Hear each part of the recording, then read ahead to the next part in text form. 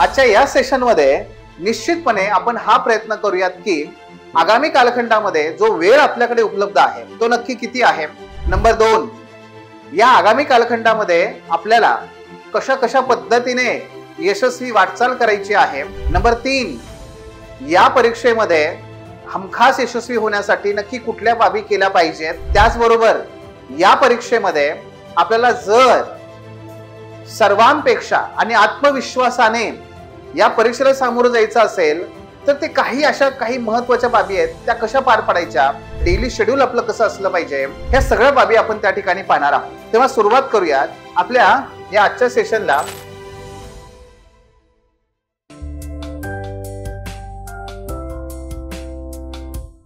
सर्वप्रथम आपल्या सर्वांचं हार्दिक स्वागत आपल्या the officer your personal mentor या प्लॅटफॉर्म वरती. आणि आज आपल्याला येणारी जी प्रिलिम्स आहे ज्याची अनेक जण गेल्या 2-3 वर्षांपासून वाट पाहत होते, असे आमचे अनेक विद्यार्थी आहेत 2022 पासून या परीक्षेची तयारी करतात. आणि त्याचबरोबर असे अनेक विद्यार्थी आहेत की जे गेल्या अनेक वर्षांपासून पोस्टची वाट बघतायत आणि पोस्ट मिळवण्यासाठी धडपडतायत. अशा सर्व विद्यार्थ्यांसाठी जे कदाचित अगदी 2012-13 पासून तयारी करणारे आहेत, काही 2017-18 ची जी काही जो गोल्डन नंबर आहे यावेळेसचा, तर तो त्या काळातले काही विद्यार्थी आहेत की जे डिस्क्रिप्टिव्ह कडे नुकतेच वळालेले असतील. या दोन्ही विद्यार्थ्यांसाठी येणारं वर्ष जे आहे ते फार होप्स, आशा आणि अशा वेगवेगळ्या प्रकारच्या अपेक्षा आणि महत्वाकांक्षा अशा तिन्ही बाबतीत खचखचून भरलेलं आहे. खूप साऱ्या आपल्या एक्सपेक्टेशन्स आहेत या आगामी वर्षापासून, बरोबर आहे ना. पण मित्रांनो, या प्रत्येक एक्सपेक्टेशन आणि आशा आणि त्या ज्या काही महत्वाकांक्षा आहेत त्या प्राप्त करण्यामध्ये जे 3 टप्पे आहेत त्या 3 टप्प्यांवरती आपण मिळवणारा विजय हा फार महत्वाचा आहे. आणि म्हणून काय आहे बघा की येणारी जी प्रिलिम्स असेल ती प्रिलिम्स जो पहिला प्रयत्न करतोय किंवा ज्याचा पहिला प्रयत्न असेल त्याच्यासाठी ती तेवढीच एक्साइटेड असेल किंवा एक्साइटमेंट असेल त्या परीक्षेविषयीची, शिवाय भीती सुद्धा फारशी असणार आहे. दुसरा मुद्दा, जे अनेक वर्षांपासून अभ्यास करतायत त्यांच्यासाठी सुद्धा ही प्रिलिम तेवढीच महत्वाची आहे, कारण माहितीये की प्रिलिम नाही निघाली तर पुढचं जे काही स्वप्न आपण पाहतोय त्याला काही अर्थ नाहीये. आणि तिसरा की येणारी प्रिलिम विशेष करून जे यूपीएससी ची तयारी करतायत जे फार हवेमध्ये असतात, सदैव हवेमध्ये असतात, तर ह्या विद्यार्थ्यांसाठी सुद्धा जर त्यांना त्यांचा जो अभ्यास आहे तो दाखवण्याची जर संधी प्राप्त करायची असेल तर येणारी प्रिलिम त्यांना काढणं हे तेवढंच महत्वाचं आहे. आणि मग ह्या सगळ्या पार्श्वभूमीवर येणाऱ्या प्रिलिम मध्ये पास होणं हे प्रत्येकासाठी गरजेचं आहे, बरोबर आहे. हे प्रत्येकासाठी गरजेचं आहे. मग अशा वेळेस आपल्याला काय करायचंय, आपल्याला यश तर मिळवायचंय, आपल्याला परीक्षेमध्ये 100% यश मिळवायचंय. ओके, ही परीक्षा काही करून पास व्हायचंय. येणारी राज्यसेवा पूर्व परीक्षा ही काहीही करून पास व्हायचंय. पास होण्यासाठी तुम्हाला काय वाटतं, काय करावं लागेल? सगळ्यात जास्त महत्वाचं काय आहे, अशा मला 1-2 बाबी फक्त सांगा. करा, कॉमेंट्स मध्ये लिहा. या परीक्षेमध्ये हमखास यश मिळवण्यासाठी आपल्याला काय करायचंय, काय करावं लागेल, काय आहेत त्या 2 गोष्टी की ज्याच्यामुळे 100% यश मिळू शकतं. लिहा, करा, विचार करा.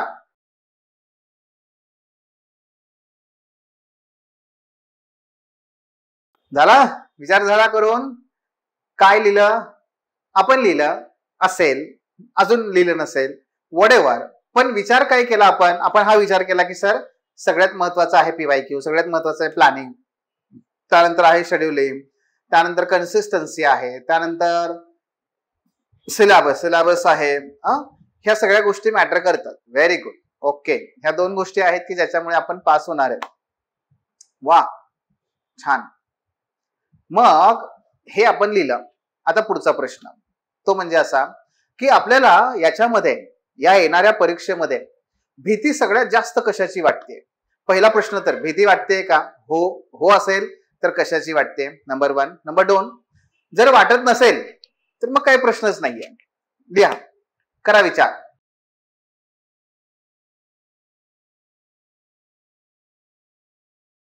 झाला विचार सगळ्यांचा? निश्चितपणे मोस्ट ऑफ द टाइम काय होतं, ही भीती आहे का नाही हे सुद्धा आपल्याला बऱ्याच वेळेस कळत नाही. मात्र सतत एक अनिश्चितता आपल्या मनात असते, किंवा असं म्हणूयात आपल्या मनामध्ये सतत ती एक ओझं असतं की नाही झालं पाहिजे, आणि ते बर्डन क्रिएट करतं की नाही व्हायला पाहिजे, झालंच पाहिजे. खूप साऱ्या अशा अपेक्षा त्याच्यावरती मी लावलेल्या आहेत. जसं ते घोड्याच्या शर्यती असतात बघा, आणि अनेक जण त्याच्यावरती पैसा लावतात.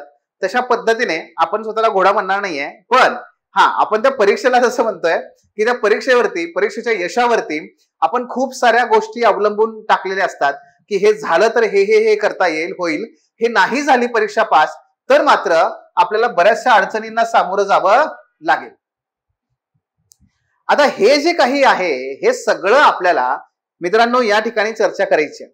आपलं आजचं सेशन आहे ते म्हणजे एमपीएससी प्रिलिम्स 2025 ची पूर्व परीक्षा आणि वेळेचं नियोजन. पण आपण या वेळेच्या नियोजनाबरोबरच काही महत्वाच्या बाबी आपण त्या ठिकाणी बोलणार आहोत. मी जसं तुम्हाला आता सांगितलं त्या पद्धतीने मित्रांनो सर्वप्रथम आपण बघूयात वेळेचं नियोजन. त्यामध्ये आपण महिन्यांचं काही नियोजन करूयात, विषयानुसार नियोजन करूयात, दिवसानुसार नियोजन करूयात, ह्या सगळ्या गोष्टी करूयात. दुसरा, आपण प्रत्यक्ष अभ्यासाची सुरुवात कशी करायची आहे त्याच्याविषयी बोलणार आहोत. तिसरा, प्रश्नपत्रिकांचं आणि अभ्यासक्रमाचं विश्लेषण का महत्वाचं आहे आणि ते नक्की कसं करायचं हेही आपण चर्चा करणार आहोत. चौथं, या परीक्षेमध्ये ज्या गोष्टीमुळे खरं यश मिळतं त्या गोष्टी नक्की कोणत्या आहेत, अशा काही यशाच्या पंचसूत्री मी तुम्हाला त्या ठिकाणी सांगणार आहे. आपण त्याच्याविषयी तिथे सुद्धा बोलूयात. ठीक आहे, तेव्हा सुरुवात करूयात आपल्या आजच्या या सेशनला, ज्यामध्ये आपण आगामी 2025 या 25च्या हिशोबाने आपण चर्चा सुरू करतोय. पहिला मुद्दा, आपल्याकडे किती वेळ आहे हे आपल्याला माहितीये का? तर निश्चित माहितीये, 28 सप्टेंबरला आपली परीक्षा आहे. मग आजपासून 28 सप्टेंबर पर्यंत अराउंड ढोबळ मनाने तुमच्याकडे किती दिवस आहेत सांगा, करा, विचार करा. झालं कॅल्क्युलेशन, झाला विचार. बघा मित्रांनो, सगळ्यात महत्वाचं काय आहे, माझ्याकडे नक्की रिसोर्सेस किती आहेत हे पहिल्यांदा मला माहिती असलं पाहिजे.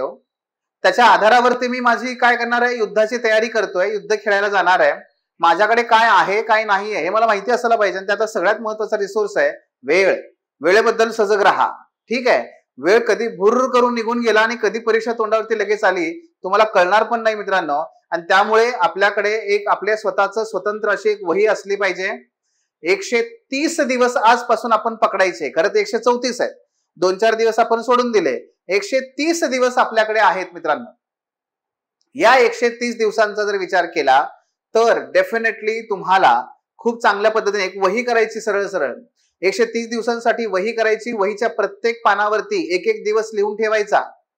ठीक आहे, आणि त्यामध्ये आपले टार्गेट्स लिहून ठेवायचे की मी कुठून काय करणार आहे. दररोज सकाळी उठताना आणि झोपताना आपली ती वही बघायची. आजचे टार्गेट पूर्ण झाले का ते बघूनच झोपायचं. नाही झाले पूर्ण, झोपायचंच नाही. आणि जर पूर्ण झाले, शांत सुखाची झोप लागेल, आनंदाची झोप लागेल. सकाळी तुम्हाला छान पैकी तुम्ही आत्मविश्वासाने उठाल. उठल्यानंतर परत ती वही बघायची, आज माझे काय काय टास्क आहेत ते बघून परत आपल्या कामाला लागायचं. एक वही करायची, छोटीशी डायरी करायची. त्यात प्रत्येक पानावरती एक दिवस 130 पानं, 130 पानांचं नियोजन आपल्याकडे कन्फर्म पाहिजे. ठीक आहे, आणि ती वही तुमच्याकडे आता इथून पुढे परीक्षेपर्यंत असणार आहे. मग आता हे जे काही 130 दिवसांचं नियोजन आहे त्याला आपण महिन्यामध्ये आता डिवाइड करणार नाहीये. म्हणजे महिन्यामध्ये डिवाइड इन द सेन्स की आपण असं गणित नाही करायचं आता की मे महिना, जून महिना, जुलै महिना, मग एवढे 2-3 ह्याला ठेवतो, मग जुलै ऑगस्ट याला ठेवतो. बिलकुल नाही, हे बिलकुल करता येणार नाही. मग त्यासाठी काय करायचंय, तर आता आपण दिवसच डिवाइड करून घेणार आहे. काय करणार आहे आपण, दिवसांचं नियोजन करणार आहोत. आणि ते दिवस आपल्याला वापरायचे आहेत या परीक्षेच्या यशाकरिता. कसे पहा मित्रांनो, तुमचे जवळपास 3 राऊंड होतील. आता किती राऊंड होतील, 3 राऊंड. पहिला राऊंड जो आहे तो सगळ्यात महत्वाचा आहे. आता हे जे मी तुम्हाला नियोजन सांगतोय हे नियोजन बघा कोणत्या कोणत्या आधारावरती आहे. क्रमांक 1, ज्यांचा फर्स्ट अटेम्प्ट आहे अशासाठी पण हे लागू होतं. ठीक आहे, ज्यांचा सेकंड अटेम्प्ट आहे अशांसाठी पण हे लागू होतं. ठीक आहे, ओके. आणि ज्यांच्या आतापर्यंत 3-4 अटेम्प्ट झाले पण प्रिलिम्स निघाले नाहीयेत अशांसाठी सुद्धा हे लागू होतं. ह्या सर्वांसाठी हे लागू होतं. आणि ते म्हणजे 3 राऊंड आपण करणार आहोत.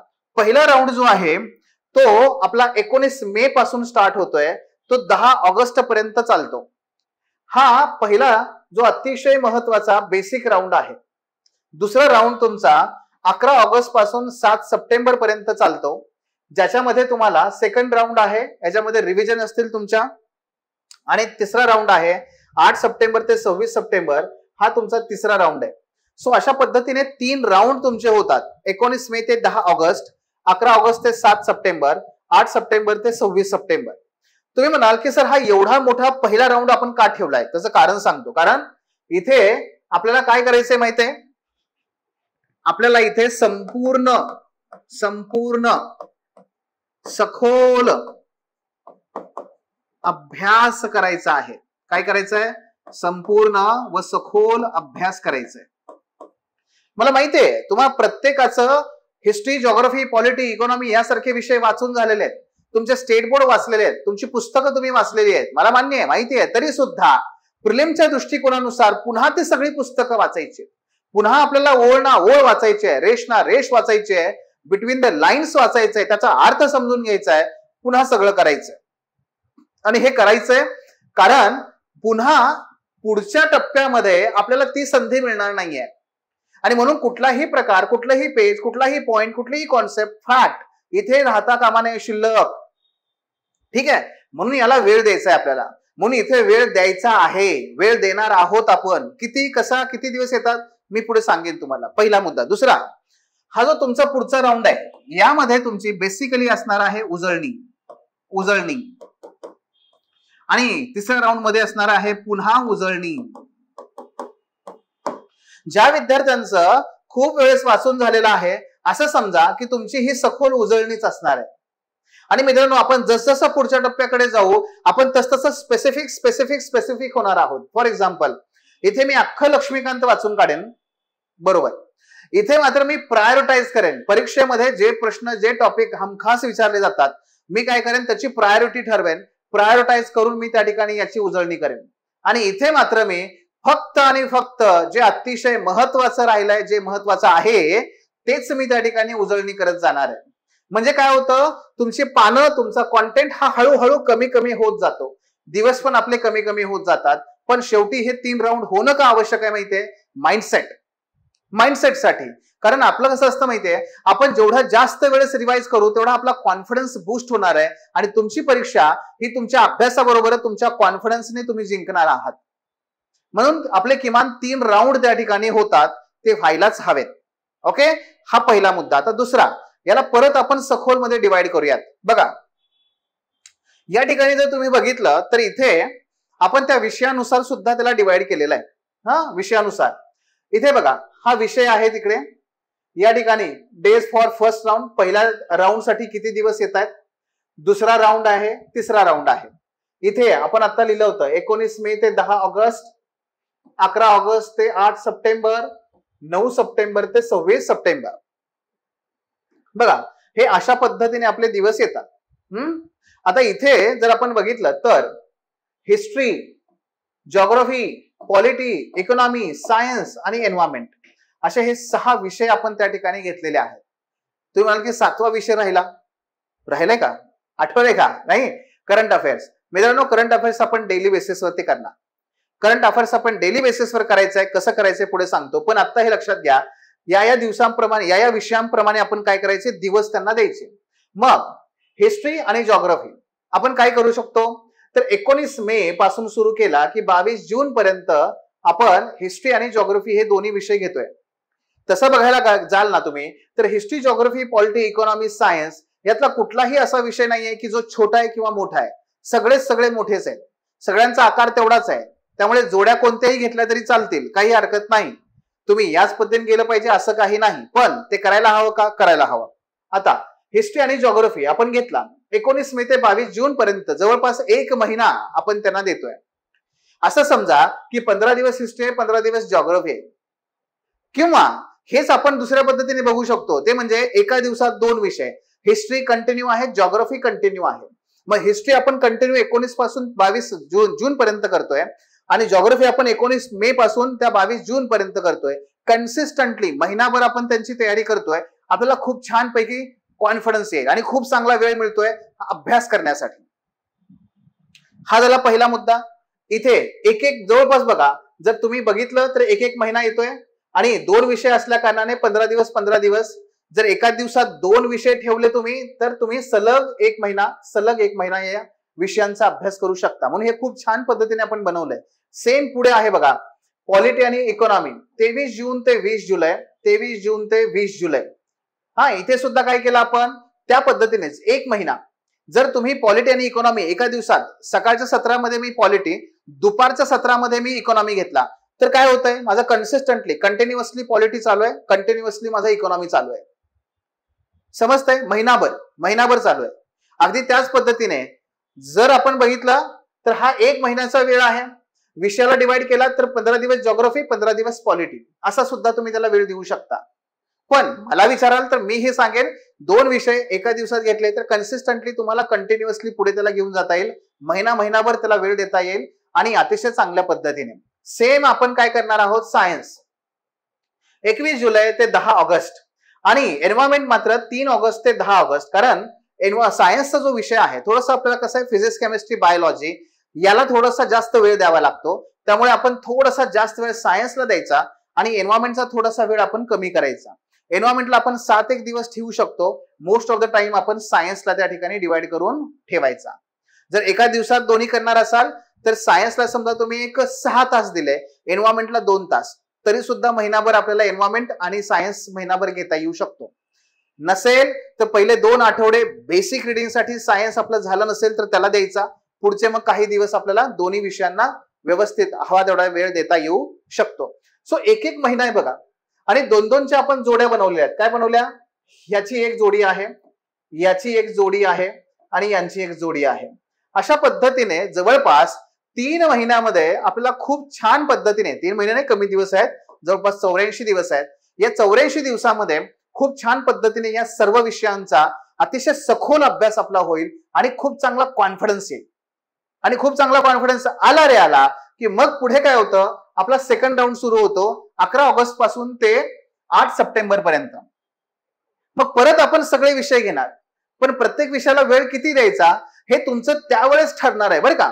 कारण प्रत्येकाचा अवघड आणि सोपा विषय वेगवेगळा असतो, त्यानुसार दिवस कमी जास्त करावे लागतात. मी फक्त काय केलं इथे, त्याच्या वेटेजनुसार, परीक्षेमधल्या वेटेजनुसार मी त्याला दिवस दिलेले. जसं की परत तुम्ही काय करू शकता, 11 ऑगस्ट ते 8 सप्टेंबर 28 दिवस आहेत. किती, 28 दिवस. या 28 दिवसांपैकी 5 दिवस 5 दिवस 5 दिवस आणि 5 दिवस हिस्ट्री, जिओग्राफी, पॉलिटी, इकॉनॉमी या प्रत्येक विषयाला 5-5 दिवस आपण दिले. आणि त्यानंतर सायन्स अँड टेक साठी आपण, सायन्स अँड बेसिक सायन्स साठी 7 दिवस, एन्व्हायरमेंट साठी मात्र 1 दिवस ठेवलाय. 1 किंवा 2 दिवस आपण ते देऊ शकतो किंवा इथे कुठेतरी 1-1 तास काढून आपण त्याला देऊ शकतो. फार अन्याय नको करायला, बट डिपेंड्स.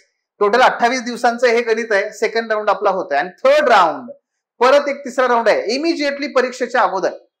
ते म्हणजे 18 दिवसांचा आहे बघा हा, जिथे आपण पुन्हा प्रत्येक विषयाला 3-3 दिवस देतोय. अगदी एन्व्हायरमेंटला सुद्धा परत 3 दिवस आपण देऊ शकतो. म्हणून मित्रांनो, अतिशय छान पद्धतीने तुमचा अभ्यास होणार आहे, तुमच्या रिव्हिजन होणार आहेत. 3 राऊंड दिवस तसं बघाल तर तुम्हाला पुरेसे आहेत, पण ते फार नाहीयेत. 1 दिवस गायब झाला की ऑटोमॅटिकली त्याचं बर्डन पुढच्या दिवसावर पडतं, हे नेहमी लक्षात ठेवा. म्हणून इथे महत्वाचं काय, कन्सिस्टन्सी. जे टार्गेट ठरवले ते त्या दिवशी कव्हर करणं. म्हणून ती वही घालणं गरजेचं आहे. 130 दिवस 130 पानं. काय करायचंय, कसं करायचंय हे त्या दिवशीचं. सकाळी उठल्यानंतर बघणार, रात्री झोपायला जाताना अगोदर बघणार उद्याचं टार्गेट काय आहे, आजचं टार्गेट कव्हर झालं का नाही, हे सगळं आपल्याला चेक अँड बॅलन्स ठेवावं लागेल. आपला ट्रॅक आपल्याला स्वतःला ठेवावा लागेल. ओके, सो हे समजतंय. हे ह्या पद्धतीने आपण आपले 3 राऊंड करू शकतो. इथे तुम्हाला फक्त आकडे दिसत आहेत, पण मित्रांनो साधं सोपं सांगितलं मी तुम्हाला.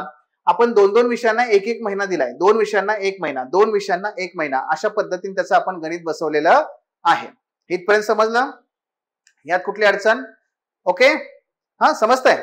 आता इथपर्यंत आपण हे पाहिलंय, या पद्धतीने आपल्याला जायचंय. आता पुढे बघा, पुढे आणखी काही मुद्दे आहेत महत्वाचे. प्रत्यक्ष, पुढे बघा आणखी काही महत्वाचे मुद्दे आहेत. प्रत्यक्ष अभ्यासाची सुरुवात आपण कशा प्रकारे करायची. वेळेचं नियोजन करत असताना आपल्याला आणखी काही गोष्टी समजून घ्याव्या लागतात. त्यातला जो पहिला महत्वाचा मुद्दा आहे की आपण सुरुवात कशी करणार, आणि सुरुवात करण्याच्या अगोदर काय असतं महत्वाचं, ते म्हणजे स्वतःला ओळखणं. मित्रांनो, स्वची ओळख ही सगळ्यात महत्वाची गोष्ट आहे बरं का. काय होतं, आपल्या स्वतःच्या ज्या स्ट्रेंथ आणि विकनेसेस आहेत ना, त्या लक्षात घेऊनच प्लॅनिंग झालं पाहिजे. त्यासाठी स्वतःचा ओळखा. आज तुमचा अभ्यास किती आहे, किती नाहीये, हे ओळखा. कुठल्या विषयामध्ये तुमचा चांगला अभ्यास झालाय, कुठे नाही झालाय, मग कुठे कशाला वेळ द्यायचा, हे तुमच्या प्रत्येकानुसार हे बदलू शकतं. मी जनरलाइज स्वरूपात सगळ्यांना सर्वसामान्यपणे सांगतोय, पण तुम्ही पहिल्यांदा स्वतःला ओळखणं हे फार महत्वाचं आहे. हे पहिलं काम करायचं. दुसरं ते म्हणजे जो विषय आपण सुरू करतो, समजा आपल्या नियोजनाप्रमाणे आता विषय आपण सुरू केला कुठला, हिस्ट्री आणि जिओग्राफी. पहिलं काम काय कराल, तर ते म्हणजे प्रश्नपत्रिकाचं विश्लेषण. अतिशय महत्वाचं आहे. आणि त्याचबरोबर अभ्यासक्रमाचं विश्लेषण. मेन्सला कसं आहे बघा, सोपं आहे. मेन्सला एक्झाम मध्ये आपल्याला त्यांनी सिलेबस स्वतः त्यांनी डिकोड करून दिलाय मोस्टली, पण प्रिलिम मध्ये फक्त एक एक लाईन आहेत आपल्याला त्यामध्ये. मग हा सिलेबस तुम्हाला डिकोड करून पाहिजे, आणि सिलेबस मध्ये नक्की आपल्याला काय करायचंय, कसं करायचंय हे जर तुम्हाला हवं असेल तर त्याची आपण एक चेकलिस्ट बनवलेली आहे. ती चेकलिस्ट तुम्हाला मिळून जाईल. ठीक आहे, ज्याला कुणाला ती हवी असेल आपल्या नंबरवरती जे काही आहेत फोन नंबर, त्याच्यावरती फक्त मेसेज टाका. तुम्हाला ह्या प्रिलिमची जी चेकलिस्ट आहे ती तुम्हाला मिळून जाईल. पण चेकलिस्ट तयार करायची, आणि चेकलिस्ट तयार करून त्याच्यानुसार आपण त्याचं गणित बसवायचं आहे. चेकलिस्ट म्हणजेच काय, अभ्यासक्रमाचं विश्लेषण. आणि तो अभ्यासक्रम आपला मुखोद्गत असला पाहिजे. अभ्यासक्रमाचं मुखोद्गत असणं हे फार महत्वाचं आहे. पण त्याच्याही पेक्षा महत्वाचं आहे क्वेश्चन पेपरचं अनालिसिस. मित्रांनो, क्वेश्चन पेपरचं अनालिसिस हे म्हणजे आपल्या पास होण्याची संजीवनी. पास होण्याची संजीवनी आहे. मगाशी आपण एक प्रश्न विचारला होता, ते म्हणजे यशस्वी होण्यासाठी सगळ्यात महत्वाचं काय आहे, तर ते म्हणजे पीवायक्यूचं विश्लेषण. हे सगळ्यात अधिक महत्वाचं आहे. पहिला नंबर लागतो याचा, पीवायक्यूचं विश्लेषण. आता पीवायक्यूचं विश्लेषण म्हणजे काय, तर मित्रांनो, जे सरधोपटपणे तुम्हाला सांगतात ना सगळे, की प्रश्न वाचा, प्रश्न वाचून त्याचे पर्याय वाचा, पर्याय वाचल्यानंतर उत्तर वाचा, उत्तर वाचल्यानंतर त्याचे 1, 2, 3 शिल्लक राहिलेले जे पर्याय आहेत ते पर्याय पण त्या ठिकाणी वाचून काढा. हो, आहे ती प्रश्नपत्रिकेचं विश्लेषण करण्याची ती एक मेथड आहे. पण ती काय माहितीये का, ती अभ्यासाच्या संदर्भातली मेथड आहे. आपण जे तुम्हाला सांगतोय प्रश्नपत्रिकांचं विश्लेषण करा, ते कशासाठी माहितीये, ते म्हणजे तुमच्या आयोगाला तुम्ही ओळखण्यासाठी. आयोग कशा प्रकारे प्रश्नपत्रिका सेट करतं, आयोग तुमच्याकडून कोणत्या प्रकारच्या अपेक्षा ठेवतं, आयोग कशा प्रकारे प्रश्नांच्या माध्यमातून तुम्हाला तपासतं, हे जर तुम्हाला समजून घ्यायचं असेल, अभ्यास कसा करू हे समजून घ्यायचं असेल, तर तुम्हाला या प्रश्नपत्रिकांचं विश्लेषण करण्याची गरज आहे. मित्रांनो, विद्यार्थी नेहमी येतात, म्हणतात, सर हा विषय मला ना काही जमत नाहीये, या विषयातलं मला काही कळत नाही, बाकी सगळे कळले पण हाच कळत नाही, या विषयात काय करू हेच कळत नाही. हा लक्षातच. या सगळ्या प्रश्नांचं उत्तर काही माहितीये, ते म्हणजे क्वेश्चन पेपरचं अनालिसिस आपण चांगलं केलेलं नाहीये.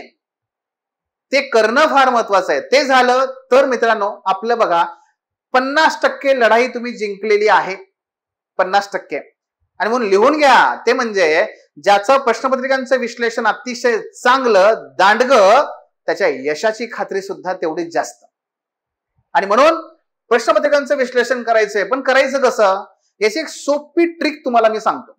एक सोपी ट्रिक मी माझ्या बऱ्याच विद्यार्थ्यांना ऑलरेडी सांगितलेली आहे, पुन्हा त्यांना रिफ्रेश होईल.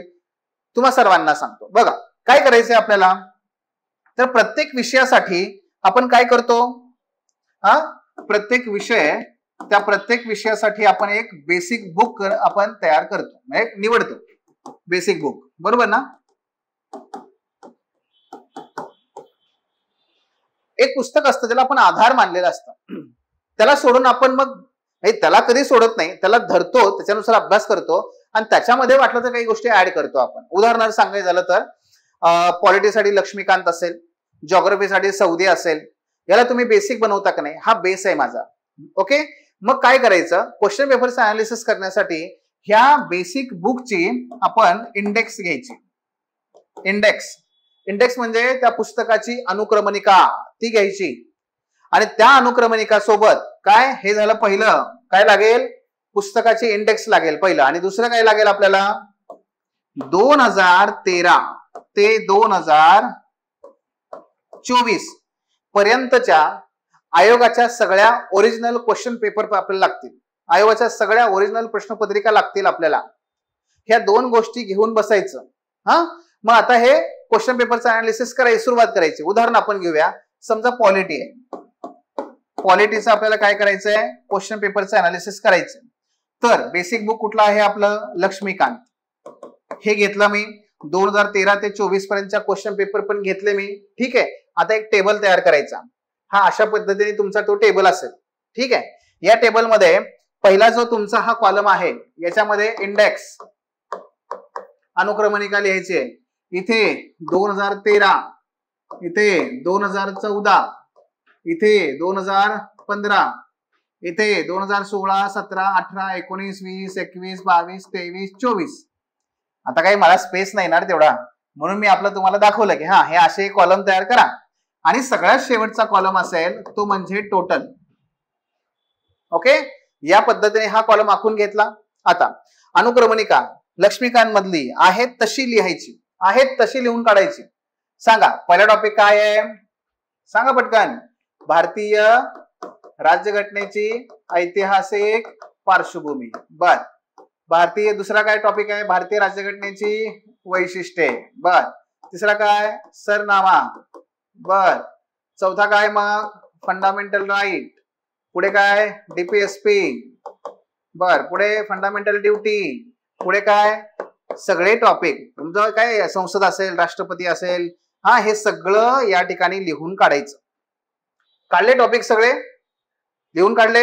आता काय करायचं, 2013 ची पूर्व परीक्षेची प्रश्नपत्रिका हातात घ्यायची. आपल्याला माहितीये की जनरली काय असतं बघा, आयोग एकतर सलग तुम्हाला प्रश्न देतं. समजा पॉलिटी तर सलग पॉलिटीचे 10-15 प्रश्न असतात. बऱ्याच वेळेस ते काय करतात, मिक्स करतात. एक प्रश्न पॉलिटीचा आहे तर एक जॉग्राफीचा आहे तर एक हिस्ट्रीचा आहे, असं. म्हणून काय आहे, तुम्हाला प्रत्येक प्रश्न वाचणच आहे. मग प्रश्न वाचायचा. पहिला प्रश्न वाचला, कशाचा आहे, पॉलिटीचा आहे का, नाही, सोडून दे. दुसरा वाचला, कशाचा आहे, पॉलिटीचा आहे, नाही, सोडून दे. तिसरा, हा पॉलिटीचा आहे. मग तिसऱ्या क्रमांकाचा प्रश्न पॉलिटीचा आहे. मग हा कुठल्या टॉपिक मधून आलाय, अरे हा प्रश्न राष्ट्रपतींच्या ह्याच्यातून आलाय. मग आपल्या इंडेक्स मध्ये राष्ट्रपती, इथे राष्ट्रपती आहेत, प्रेसिडेंट. मग 2013 कितव्या क्रमांकाचा प्रश्न आहे, तिसऱ्या क्रमांकाचा. लिहून काढला, लिहा. मग पुढे दुसरा प्रश्न वाचला मी, काय, दुसरा प्रश्न पण पॉलिटिक्स आहे, 4थ्या नंबरचा. कुठून आलाय हा, fundamental right. Okay, fundamental right कुठे आपला, हा इथे. मग त्यानंतर मी पुढचा 5वा प्रश्न वाचला, तो मात्र पॉलिटिक्सचा नाहीये, सोडून दे. 6वा नाहीये, 7वा हा आहे. मग हा कशावरून आलाय, हा भारतीय राज्यघटनेच्या वैशिष्ट्यावरून किंवा ऐतिहासिक ह्याच्यातून. त्यामध्ये कितवा, 7वा. हा त्या प्रश्नपत्रिकेमधला त्या प्रश्नाचा क्रमांक आहे, तो इथे लिहायचा. तो लिहिला असा इथे. मग अशा पद्धतीने त्या 100 प्रश्नांपैकी 15 प्रश्न जवळपास पॉलिटीचे असतात. ते 15 प्रश्न मला सापडतात आणि ते 15 प्रश्न कोणत्या टॉपिक मधून विचारलेले आहेत ते मी काय करतोय, या ठिकाणी लिहून काढतोय. समजलं. मग असंच काय करायचं, पुन्हा लगेच 2014चा क्वेश्चन पेपर घ्यायचा आणि तो घेऊन परत मग ती सेम प्रोसेस फॉलो करायची. समजा 2014चा तुमच्याकडे जो सिरीजचा प्रश्नपत्रिका आली आहे त्याच्यामध्ये पहिलाच प्रश्न पॉलिटिक्स आहे. अरे वा, छान, काय हरकत नाही. पण पहिला प्रश्न कशावर विचारलाय, संसदेवर विचारलेला आहे. ठीक आहे, संसद.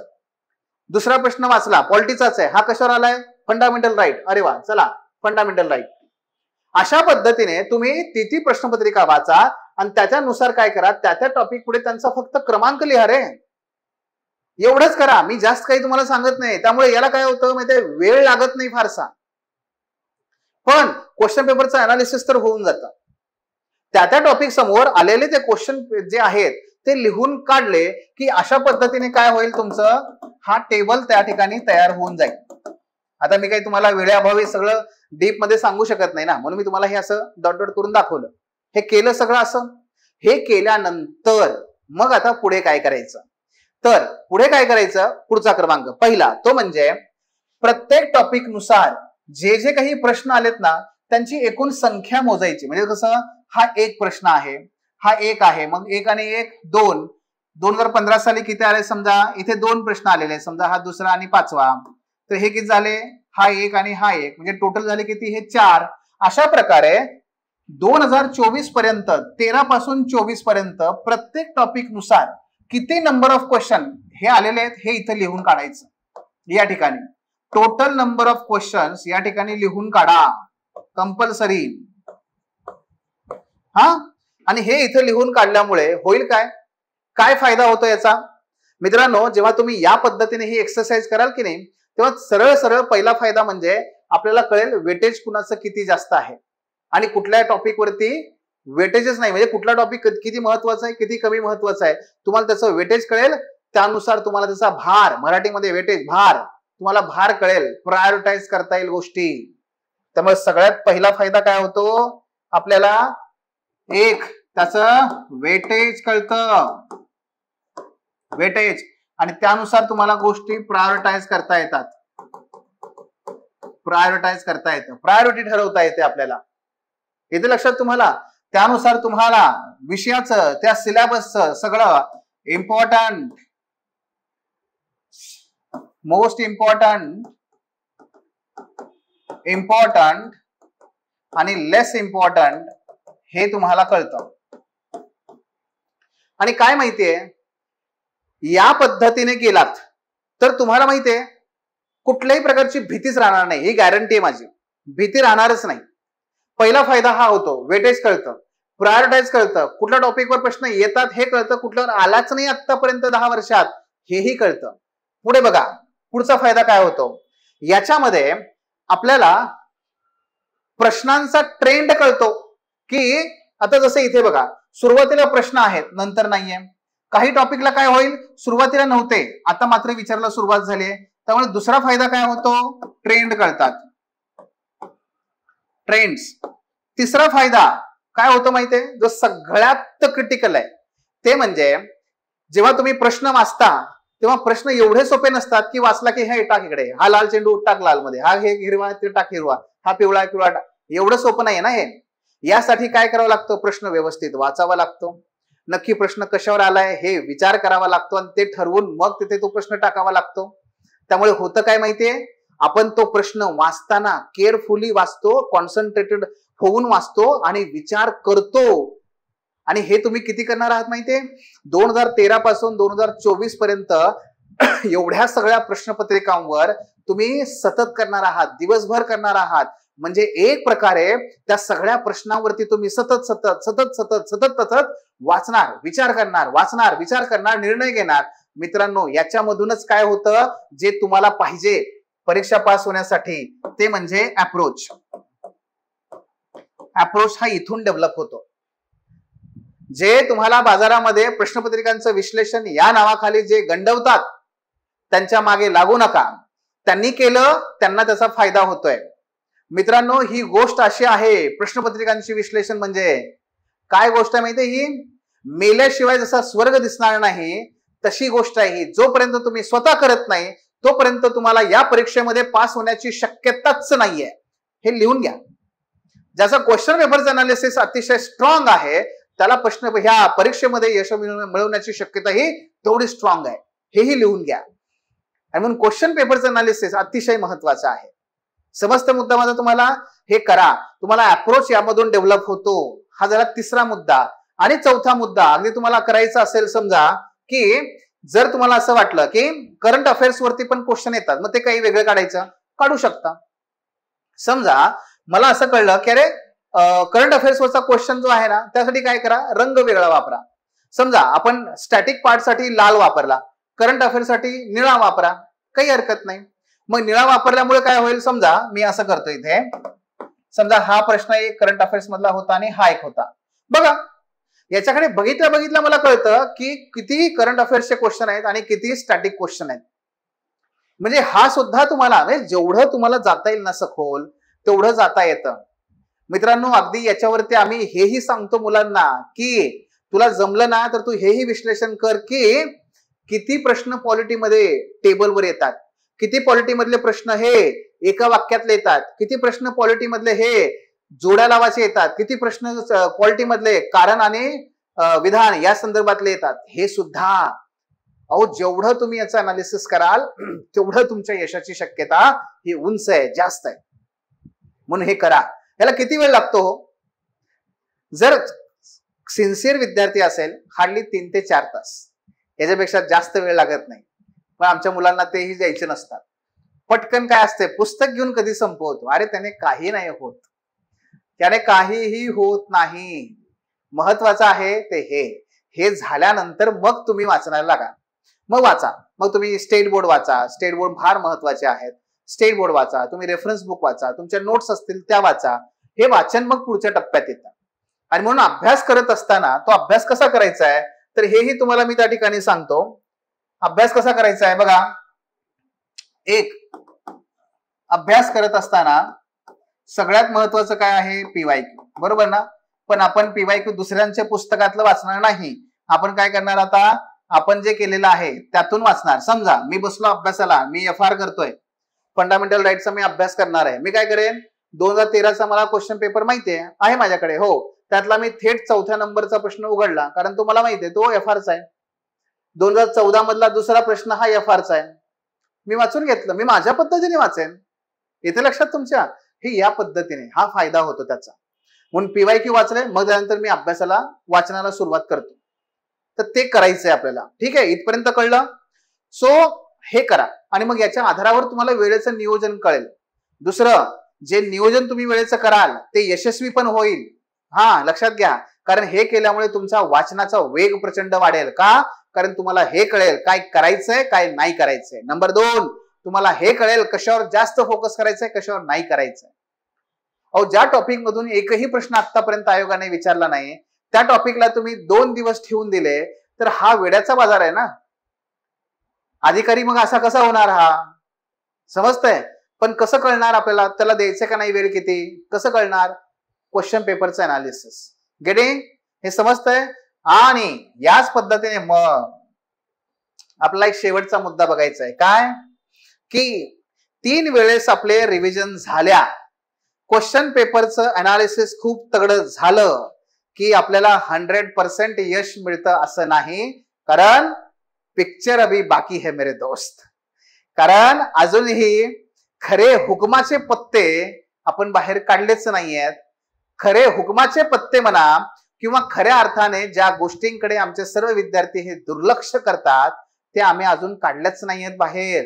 ज्याच्याविषयी आपण अजून चर्चाच केली नाहीये ती आपल्याला पुढे करायची आहे. ती काय आहे तर मित्रांनो, पुढे मी अशा काही बाबी सांगेन की ज्या तुम्हाला डेली बेसिसवरती करायच्या आहेत. या बाबी तुम्ही डेली बेसिसवर करा आणि यश प्राप्त करा. येते लक्षात. पुढे बघा काय काय करायचं आहे.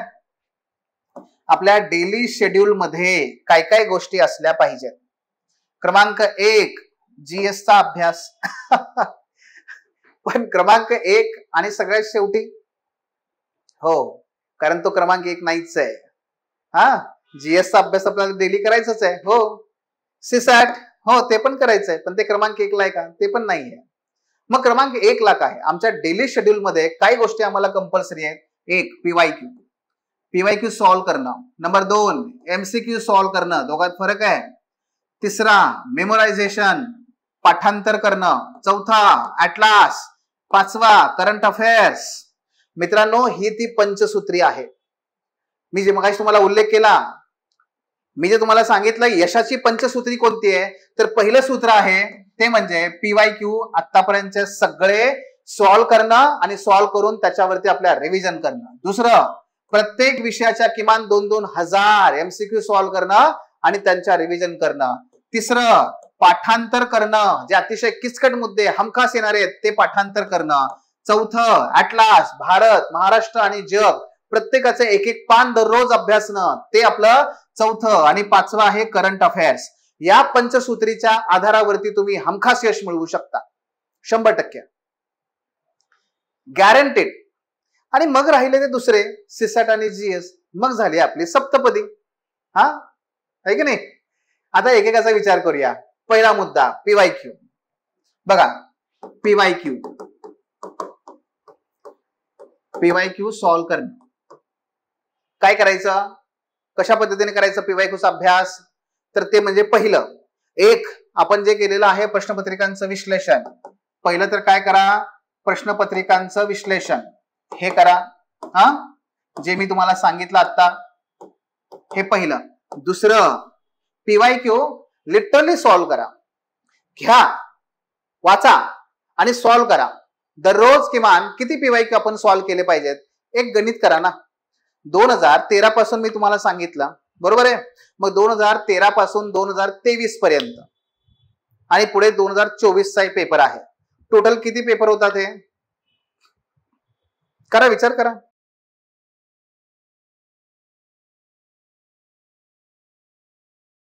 त्याला विचार बघा किती आहेत. 2013 पासून 2024 पर्यंत 12 प्रश्नपत्रिका आहेत. एका प्रश्नपत्रिकेमध्ये 100 प्रश्न असतात, बरोबर आहे. 100 प्रश्न आहेत. 100 गुणिले 12 करा, किती झाले? 1200. हा, एकूण प्रश्नपत्रिका आपल्या आहेत 12. किती? 12. मग यामध्ये 12 गुणिले किती करा? 100. 100 आपले प्रश्न ना, प्रत्येक प्रश्नपत्रिकेमधले 12 वर्ष गुणिले किती झाले? 1200 प्रश्न झाले. आता आपण जी चर्चा केली होती त्यानुसार आपल्याकडे किती दिवस आहेत? 84. पहिल्या राऊंड मध्ये 84 दिवस आहेत. करा, 1200 भागिले 84 करा, किती येतात सांगा? प्रत्येक दिवसाला किती येतात सांगा? राऊंड फिगर केला तर 15. बघा, दररोजचे 15 प्रश्न जरी तुम्ही केले, वाचले, सोडवले, तरी मित्रांनो तुम्हाला काय बरं, हे 1200 प्रश्न तुमचे अलगदपणे सहज सोडवले जातात हो 84 दिवसात. 84 दिवसातच का सांगतोय? कारण पुढच्या 2 राऊंड मध्ये यांची रिव्हिजन करायची आहे. सोडवलेल्या 1200 प्रश्नांची रिव्हिजन करायची आहे पुढच्या आपल्याला 2 राऊंड मध्ये, म्हणून सांगितलं 84. कळलं तुम्हाला इथपर्यंत? हे आपल्याला काय करायचंय? क्वेश्चन पेपर सॉल्व्ह करायचे आहेत. हे सॉल्व्ह करा. ओके, मग पुन्हा एकदा क्विकली रिवाइज करतो. बघा, लक्षात घ्या. पीवायक्यू सॉल्युशन, पीवायक्यू सॉल्विंग करणं. पीवायक्यू सॉल्विंग करत असताना मित्रांनो पहिल्यांदा काम करा, आयोगाचे ओरिजिनल क्वेश्चन पेपर घ्या. नंबर 1. नंबर 2, जो तुम्ही टॉपिक अभ्यासताय ना, जो तुम्ही विषय अभ्यास करताय, पॉलिटी करताय, फक्त पॉलिटीचे क्वेश्चन, त्याच्यामध्ये सुद्धा फंडामेंटल राईट करताय तर फक्त फंडामेंटल राईटचेच क्वेश्चन फक्त काय करायचे? घ्यायचे आणि सॉल्व्ह करायचे. ते सॉल्व्ह केल्यानंतर मगच काय करायचं? फंडामेंटल राईटच्या टॉपिकला अभ्यासाला सुरुवात करायची, वाचायला सुरुवात करायची. म्हणजे काय होतं माहितीये, टॉपिकच्या अगोदर तुम्ही आयोगाचे प्रश्न सोडवल्यामुळे पहिला फायदा हा होतो, आपल्याला काय येतं काय येत नाही हे कळतं. दुसरं, प्रश्न कशा प्रकारचे तयार होतात हे कळतं आणि त्याच्यामुळे वाचायचं कसं आहे, काय वाचायचं काय नाही वाचायचं याची दिशा प्राप्त होते. म्हणून हे करायचं आहे. पुढच्या 84 दिवसामध्ये जिथे आपला पहिला राऊंड होणार आहे, 84 दिवसामध्ये 2013 ते 2024 या 12 वर्षातल्या 100 प्रश्न असतील तर 100 गुणिले 12, 1200 क्वेश्चन तुमच्या समोर आहेत. 84 ने भागाकार करा, प्रत्येक दिवसाला तुम्हाला 15 प्रश्न येतात. अशा रीतीने 84 दिवसामध्ये तुम्ही प्रत्येक विषयाच्या त्याचबरोबर प्रत्येक वर्षाच्या प्रश्नपत्रिका सोडवलेल्या असतील. म्हणजेच पुढचे आणखी 2 राऊंड जे आपण करणार आहोत त्याच्यामध्ये तुम्हाला त्याची रिव्हिजन करता येईल. कारण ज्याची रिव्हिजन नाही तो टॉपिक आपला नाही, तो अभ्यास आपला नाही, हे लिहून घ्या. समजतंय? हे पहिलं करायचं. आता दुसऱ्या मंत्राकडे चला, ते म्हणजे एमसीक्यू. एमसीक्यू, दुसरा मंत्र एमसीक्यू. एमसीक्यू साठी का? आता एमसीक्यू चे तुमच्यासाठी 2 स्रोत आहेत. पहिला तो म्हणजे तुमच्या टेस्ट ज्या आहेत त्या टेस्ट सिरीज मधून तुम्हाला बरेचसे एमसीक्यू अवेलेबल होतील. आणि दुसरा स्रोत असतो एमसीक्यूचा, तो म्हणजे जे काही पुस्तकं आहेत मार्केटमध्ये प्रत्येक विषयानुसार. एमसीक्यू म्हणजे काय हो? जे मॉडेल क्वेश्चन तयार केलेले आहेत ना, विविध कोचिंग क्लासेसने जे तयार केले असतात, काही पब्लिकेशन्सने तयार केले आहेत, तसे पॉलिटीवरती काही एमसीक्यू तयार केले आहेत, काही हिस्ट्रीवरती तयार केलेले आहेत.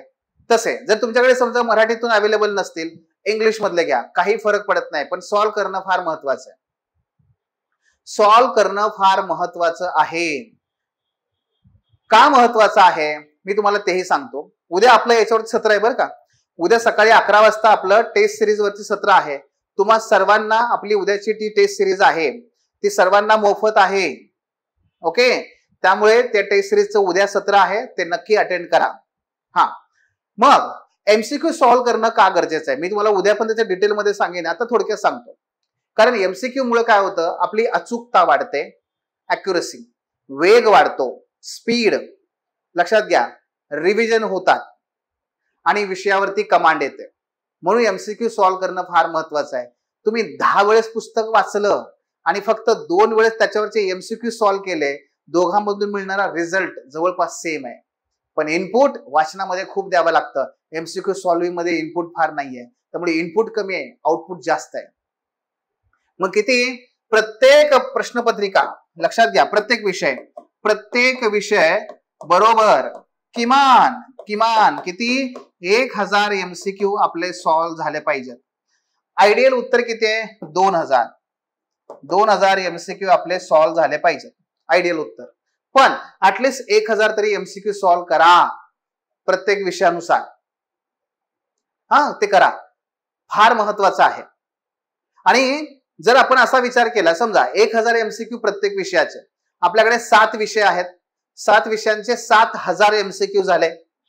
किती? 7000 एमसीक्यू डिवायडेड बाय 84. 84 हा आकडा लक्षात ठेवायचा आता कायमचा. 84 ज्यावेळेस भारताने विश्वकप जिंकला होता, आपल्याला पण विश्वकप जिंकायचं आहे. 84. चला करा, भागाकार करा, किती झाले टोटल? 100. राऊंड फिगर करा ना, 100 झाले. मग PYQ चे 15 प्लस हे एमसीक्यू चे 84, टोटल किती झाले? 100. 100 प्रश्न दररोज सोडवायचे आहेतच, कंपल्सरी, काही करून सोडवायचे. आणि मग हे कुठले सोडवाल? तुम्ही ज्या टॉपिकचा अभ्यास केला का नाही, त्या टॉपिक वरती जर मिळाले आपल्याला सोडवायला, तर त्याच्यापेक्षा काहीच सोन्याहून पिवळं नाही हो. त्यापेक्षा सोन्याहून पिवळं येते असं मला म्हणायचंय. म्हणजे सोन्यापेक्षा पिवळं जर त्या टॉपिक वरती आपल्याला एमसीक्यू सॉल्व्ह करता आले, तर त्याच्यापेक्षा कुठलीच चांगली गोष्ट नाहीये. आणि विचार करा, मग पुढे काय करणार आपण? दररोज असे 100 प्रश्न सोडवणार. मग 100 प्रश्न सोडवण्यासाठी वेळ किती लागतो माहितीये? वेळेचं गणित पुन्हा एकदा. समजा एका मिनिटासाठी, एका प्रश्नासाठी 1 मिनिट लागत असेल, तर 100 प्रश्नांसाठी 100 मिनिटं लागतात. म्हणजे किती? तर जवळपास 1.5 तास. 1.5 तास ते 1.25 तास. 1.25 तास एवढेच लागतात तुमचे फक्त डेलीचे. पण मित्रांनो, याच्यामुळे तुमच्या यशाची शक्यता इतकी दाट होईल, इतकी जास्त वाढेल ना, बघाच तुम्ही. तुमचा कॉन्फिडन्स पण तेवढाच वाढतो. डेली करायचं, पण हे डेली करायचं. आणि 84 दिवसात हे प्रश्न सगळे आपण सोडवणार आणि उरलेल्या 2 राऊंड मध्ये पुन्हा ह्या सगळ्या सोडवलेल्या प्रश्नांची रिव्हिजन करणार. कारण मगाशी म्हटल्याप्रमाणे मग पुन्हा एकदा क्विकली रिवाइज करूयात. बघा यात काय करायचंय आपल्याला. तर आपल्या पंचसूत्रीपैकी दुसरी सूत्री आहे किंवा दुसरं सूत्र आहे ते म्हणजे एमसीक्यू सॉल्व्ह करणं. एमसीक्यू सॉल्व्ह करत असताना मित्रांनो काय करायचं आपण? तर एमसीक्यूचे 2 स्रोत आहेत. एक टेस्ट सिरीज मधून जे पेपर होतात त्यातले एमसीक्यू, आणि दुसरं काही क्लासेसद्वारे, काही पब्लिकेशन हाऊसेसद्वारे काही पुस्तकं छापली जातात एमसीक्यूची, ते सुद्धा हे 2 स्रोत आहेत. आता प्रत्येक विषयानुसार आपण किती एमसीक्यू सॉल्व्ह करावे? 1000 एमसीक्यू किमान सॉल्व्ह करा. आयडियल उत्तर काय? 2000 एमसीक्यू सॉल्व्ह करणं. आता आपण असं करूयात की आपल्याकडे किती विषय आहेत? 7 विषय. प्रत्येकाचे 1000 प्रश्न सॉल्व्ह करायचे आहेत. 7 विषय गुणिले 1000, 7000 आपल्याला एमसीक्यू आले. 7000 एमसीक्यू आले.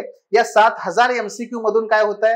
जर भागाकार केला 84 दिवस, जे आपण पहिला राऊंड करणार आहे, तर उत्तर येते 84. म्हणजे प्रत्येक दिवशी आपल्याला 84 प्रश्न सॉल्व्ह करायचे आहेत. पीवायक्यूचे आता बघितलं, पीवायक्यूचे तुम्ही 15 प्रश्न दररोज सॉल्व्ह केले, एमसीक्यूचे 84 केले.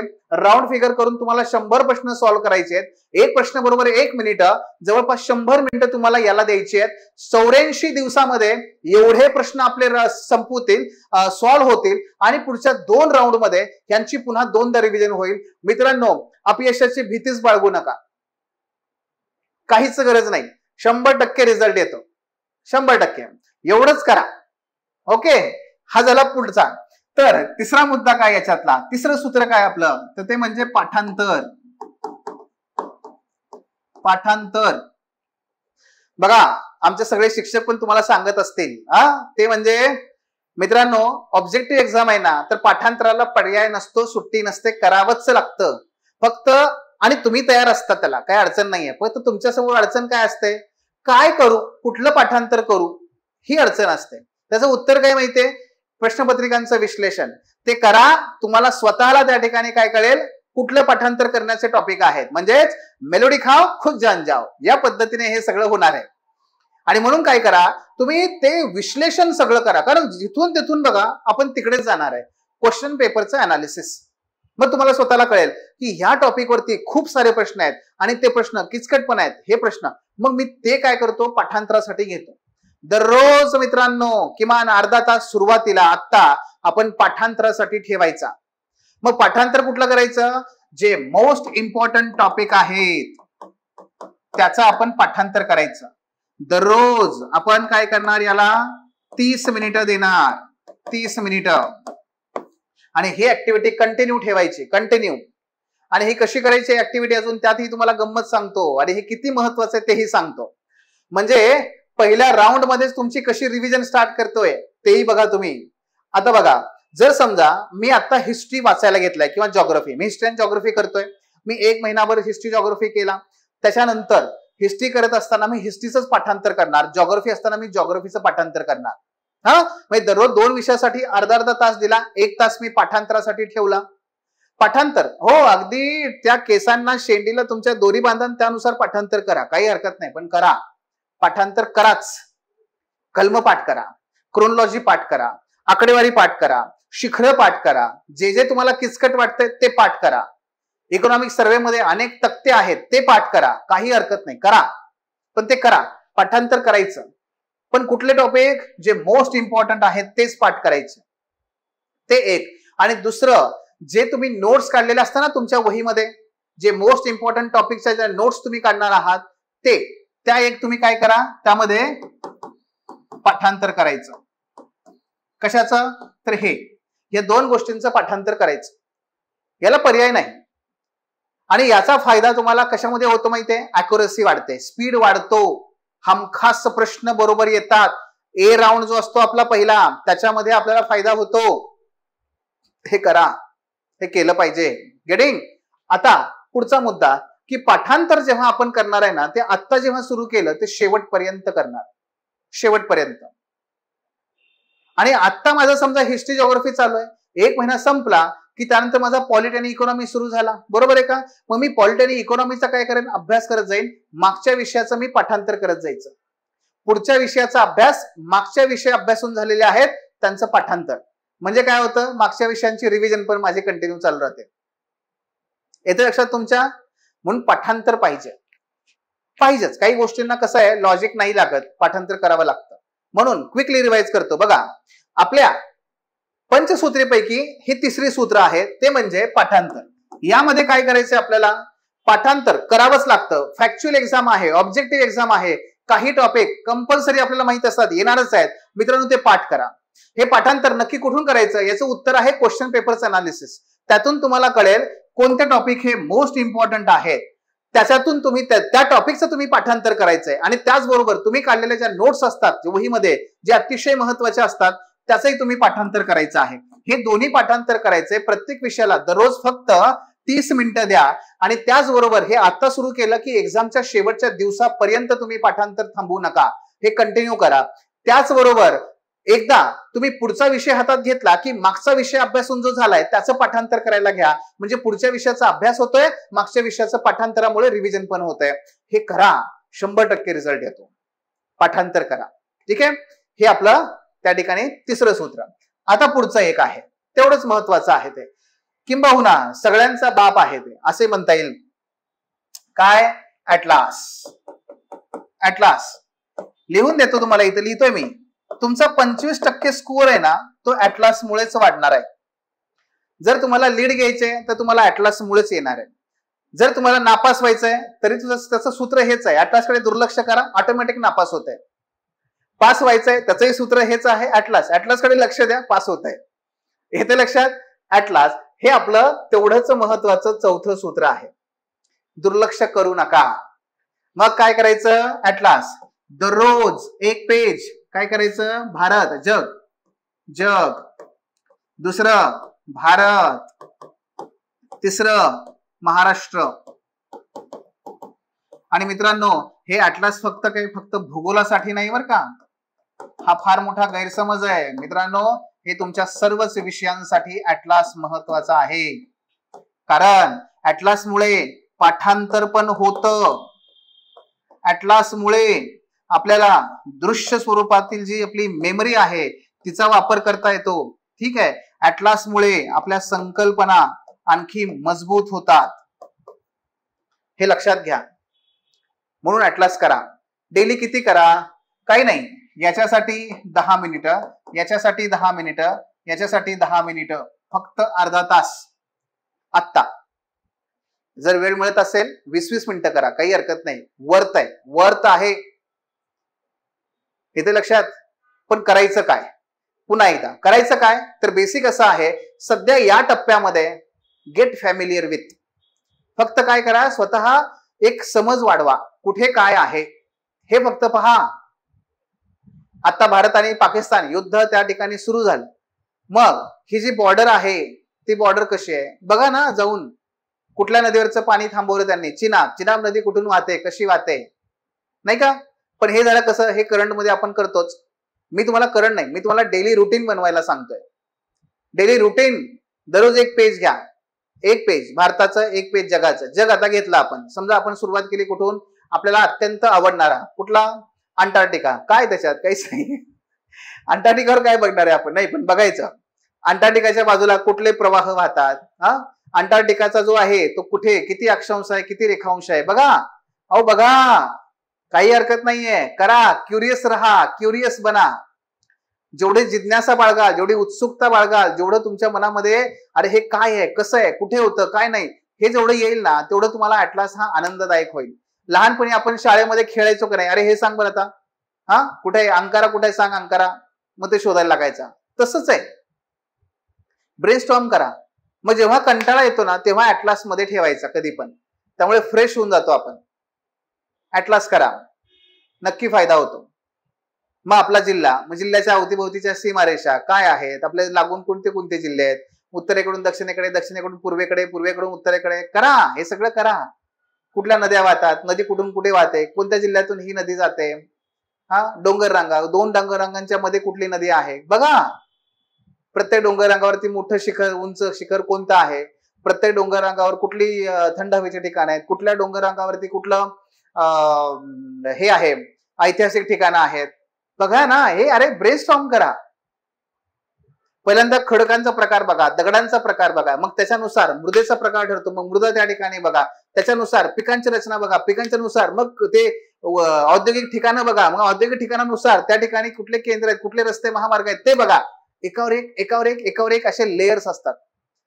आणि हे सगळं तुम्हाला हिस्ट्रीमध्ये फायद्याचं आहे, जॉग्राफी, इकॉनॉमीमध्ये आणि अगदी तुमच्या पॉलिटीमध्ये सुद्धा. सगळीकडे तुमचं अंडरस्टँडिंग, तुमचं आकलन प्रचंड वाढतं. म्हणून ऍटलास करा, गरजेचं आहे. येते लक्षात तुमच्या? ओके. मग बघा पुन्हा एकदा क्विकली सांगतो.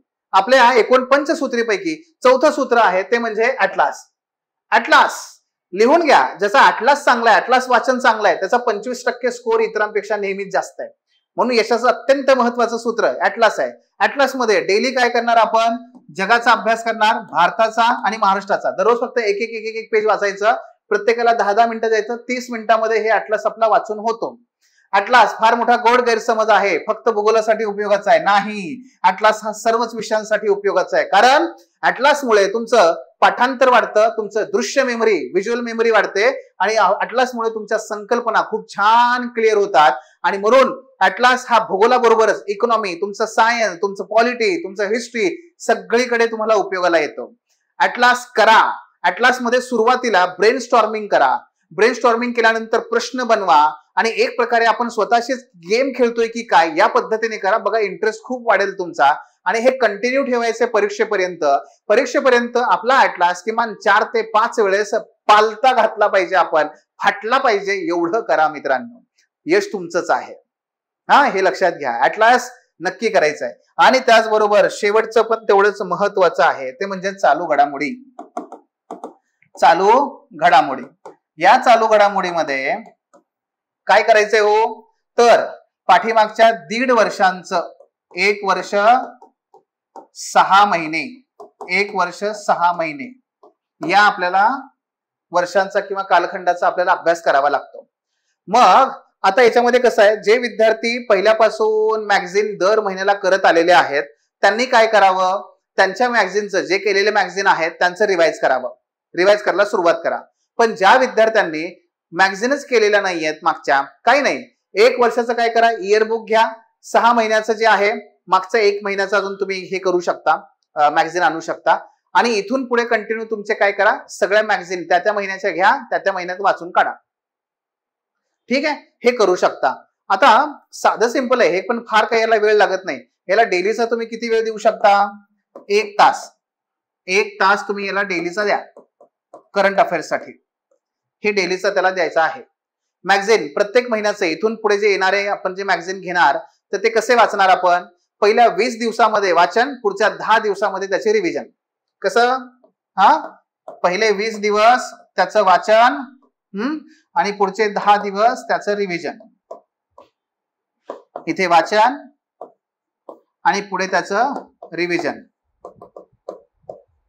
ठीक आहे, अशा पद्धतीने आपण ते करायचं, साधं सिंपल.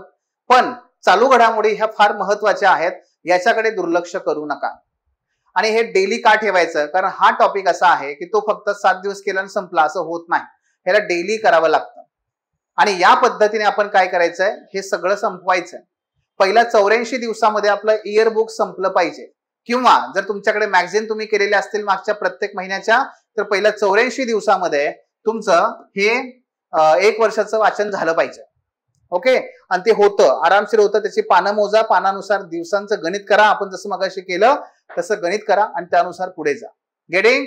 सो ते सुद्धा आपण तिथे करू शकतो. ठीक आहे, मग पुन्हा एकदा क्विकली पुन्हा एकदा रिवाइज करूया. बघा, आपल्या पंचसूत्रीपैकी सगळ्यात महत्वाचं, तेवढंच महत्वाचं 5वं सूत्र आहे, ते म्हणजे चालू घडामोडी. चालू घडामोडी किती करायच्या, तर मागच्या परीक्षेपासूनच्या मागच्या 1 वर्ष व 6 महिन्याच्या आपण काय करायचंय, आपल्या चालू घडामोडी करायच्या. ज्या विद्यार्थ्यांनी आतापर्यंत मागच्या 1.5 वर्षापासून जे विद्यार्थी मॅगझिन वाचतायत प्रत्येक महिन्याचं, त्यांनी काय करावं, क्विकली पहिल्या 84 दिवसामध्ये त्यांचं रिव्हिजन करावं.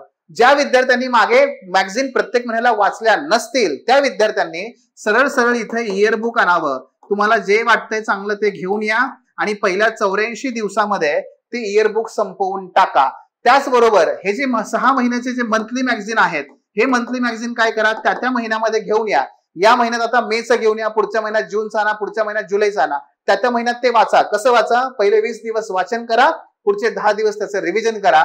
या पद्धतीने संपवून टाका. आणि 84 दिवसानंतर पुढचे जे 2 राऊंड आहेत त्याच्यामध्ये पुन्हा सगळ्या करंट अफेअर्सचा आपण 2 राऊंड करणार आहोत. त्याच्यामध्ये ते रिव्हिजन होणार आहेत. यश तुमचंच असणार आहे. गेटिंग? सो अशा पद्धतीने आपल्याला हे करायचंय. मग याला वेळ किती देणार आपण, दररोजचा 1 तास पुरेसा आहे, काही अडचण नाहीये. समजतं मित्रांनो? आणि मग आता याच्यानंतर सप्तपदी जर घ्यायची असेल तर पुढचे 2 राहतात, ते म्हणजे तुमचं सिसॅट.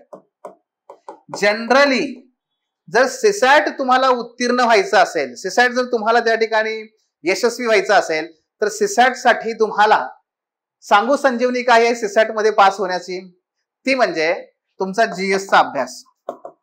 ज्याचा जीएस चांगला त्याचा सिसॅट निघाला एमपीएससीला, ज्याचा जीएस चांगला त्याचा सिसॅट निघाला. कारण सिसॅट जो आहे मित्रांनो एमपीएससीचा, हा मोस्टली कसा आहे बघा, त्या पॅराग्राफ वरती डिपेंड आहे. ज्याचे पॅराग्राफ स्ट्रॉंग आहेत तो आरामशीर पास होतो.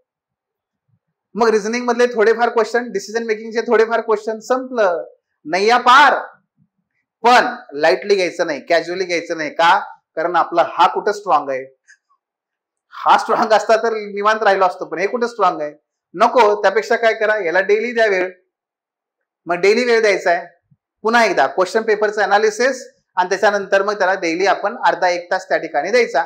आता सुरुवातीला दिला पाहिजे असं काही नाही, कारण सिसॅट आपल्यासाठी काही फार मोठा कर्दन काळ नाहीये. अगदी सहज पोरं जाऊन त्या ठिकाणी 100च्या वर मार्क काढतात. तर सिसॅट ऍज तसं काही टेन्शनचं काम नाहीये, पण कॅज्युअल घ्यायचं नाही. त्याचं नियोजन करायचं आहे आणि आपण त्याचं नियोजन केलेलं आहे आपल्या बॅच मध्ये. त्यामुळे त्या सिसॅटचं टेन्शन घेऊ नका. राहिला प्रकार फक्त कुठला, जीएसचा. तर जीएस तर तुम्हाला मगाशी सांगितलं त्या पद्धतीने आपल्याला ते नियोजन आपण केलेलंच आहे. ठीक आहे मित्रांनो? सो बघा, लक्षात घ्या, सरते शेवटी तुम्हाला फक्त मी एवढंच सांगेन की या सगळ्यामध्ये ह्या सगळ्या गोष्टी ज्या सांगितल्या त्यासोबत नंबर 1 सातत्य ठेवा. नंबर 2 ही जी प्रोसेस आहे ना ती अत्यंत अशी टेक ऑफ सारखी सोपी नाही हो. ही अशी खड्ड्यांची, खाचखळग्यांची अशी प्रोसेस आहे. कधी खूप भारी वाटेल, कधी खूप लो वाटेल. काय करायचं? हम है ना, आम्हाला भेटायचं. भेटा, शिक्षकांना भेटा. नुसतं उगा कुठेतरी अंटार्क्टिकावर जाऊन बसलाय अभ्यास करत बर्फावरती त्या अस्वलांसोबत, पास होत नाही. म्हणजेच काय, कुठल्या तरी नगरामध्ये आहे, पुण्यात आहे, पण पुण्यात कुठे आहे माहित नाही, कुठल्या शिक्षकाला आतापर्यंत भेटला नाही. उपयोग नाही, रिझल्ट येत नाही. त्यामुळे त्या वेळेस शिक्षकांना भेटा, त्या वेळेस प्रश्न सॉल्व्ह करून घ्या, तुमचे सोडवून घ्या. तर पहिला महत्वाचा आहे सातत्य टिकवा. दुसरं काय, हे जे काही अडचणी येतात त्या ठिकाणी तुमच्या मेंटर्सना भेटा. ओके. तिसरं, वेळेचं नियोजन जे कराल त्याच्याशी बांधील राहा. चौथं, अकाउंटेबल राहा. ठीक आहे, या सगळ्या गोष्टी आहेत. उद्या आपलं परत टेस्ट सिरीज वरती सत्र आहे, त्याच्यामध्ये आपण टेस्ट सिरीज आणि सॉल्विंग हे सगळं परत बोलणार आहोत. पण आता आपण हे सगळं बोललेलो आहोत. आता तुमचे काही प्रश्न असतील तर नक्की विचारा. Thanks for watching. If you found this video valuable, don't forget to like, share and subscribe our channel. The Officer, your personal mentor.